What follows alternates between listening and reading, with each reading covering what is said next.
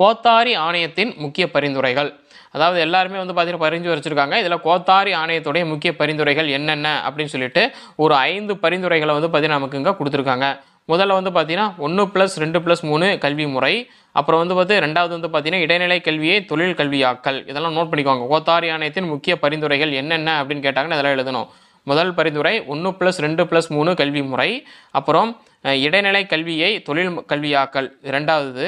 மூணாவது ஒரு பரிந்துரை வந்து பார்த்தீங்கன்னா பொதுப்பள்ளி கல்வி முறையில் செயல்படும் பள்ளிகளில் 5ஆம் வகுப்பு வரை மாணவர்கள் தங்கள் தாய்மொழியில் கற்கலாம் அப்படிங்கிறது தான். இங்கிலீஷ் ஒன்று நமக்கு வந்து பார்த்தீங்கன்னா கொஞ்சம் பயமாக இருக்கும் இல்லையா ஒரு சிலருக்கு எடுத்த உடனே.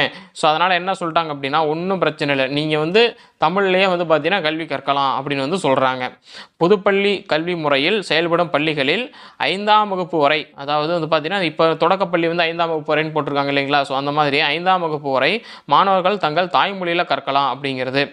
நான்காவது பரிந்துரை என்ன அப்படின்னா 6லிருந்து 14 வயதுள்ள குழந்தைகளுக்கு இலவச கட்டாய கல்வி. அப்படின்னா என்ன அர்த்தம்?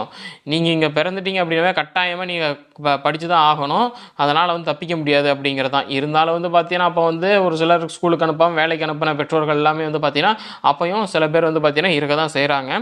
ஸோ ஆனால் நமக்கு வந்து பார்த்தீங்கன்னா 6 to 14 வயதுக்குள்ள குழந்தைகளுக்கு இலவச கட்டாய கல்வி அப்படின்னு பரிந்துரைச்சிருக்காங்க. கோத்தாரி ஆணையத்துடைய முக்கிய பரிந்துரையில் 4வது பரிந்துரை. அடுத்தது 5வது பரிந்துரை வந்து பார்த்தீங்கன்னா மத்திய அரசு தனது மொத்த உள்நாட்டு உற்பத்தியில் குறைந்தபட்சம் 6 விழுக்காட்டினையாவது கல்வித்துறையில் முதலீடு செய்ய வேண்டும் போன்றவை. இதெல்லாம் தான் வந்து பார்த்தீங்கன்னா கோத்தாரி ஆணையத்துடைய முக்கிய பரிந்துரைகள்.